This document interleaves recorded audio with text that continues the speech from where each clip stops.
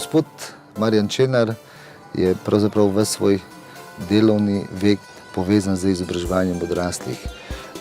V začetku je bil sicer učitelj na gimnaziji, ampak zelo zgodaj je zajadral v vode izobraževanja odraslih kot predavatelj na Ljudski univerzi, kjer je bil 3 mandate direktor te Ljudske univerze. Posebej bi pa poudaril, da je za svojim delom bil pionir na področju uvajanja zgodnjega učenja jezikov, potem uvajanja usposabljanja za področje računalništva, da je seveda bil soavtor in sokreator programov, ki so bili direktno namenjeni trgu dela, kot danes temu rečemo. Eden izmed prvih v regiji je postal mentor študijskih krožkov in iz 2 študijskih krožkov, ki jih je tudi vodil, sta nastali društvi, ki še danes uspešno delujeta in so zelo prepoznavni v lokalnem okolju.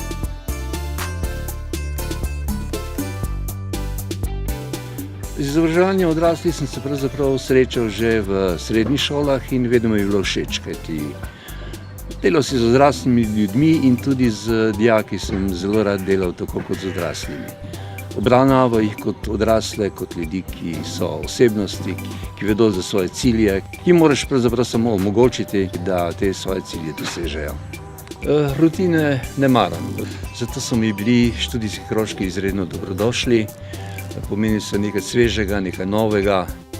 Študijski krožki so oblika, s katero najrajši delam zadnjih 15 let in ki jo bom verjetno do konca življenja obdržal. Osebno mislim, da nam je najbolj uspelo tisto z astronomijo, s katerega je nastalo zelo uspešno društvo Kmica, astronomsko društvo Kmica, in pa predvsem študijski krožek Univerza za 3. življenjsko obdobje, iz katere je nastala zelo dejavna, zelo agilna Univerza za 3. življenjsko obdobje.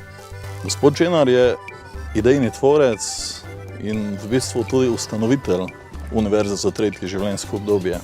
Zaznal je grožnjo po socialni izključenosti, vkolikor se ljudje v 3. življenjskem obdobju ne bi izobraževali, in je uspel pritegniti dovolj veliko število, sprva v raznih krožkih, potem so ti krožki prerasli v samostojno društvo. Menim, da je Marjan Čenar na vseh postajah svoje poklicne in življenjske poti spodbujal vse življenjsko učenje, se odzival na potrebe po novih znanjih v regiji in znal prenesti spoznanje stroke v lokalno okolje.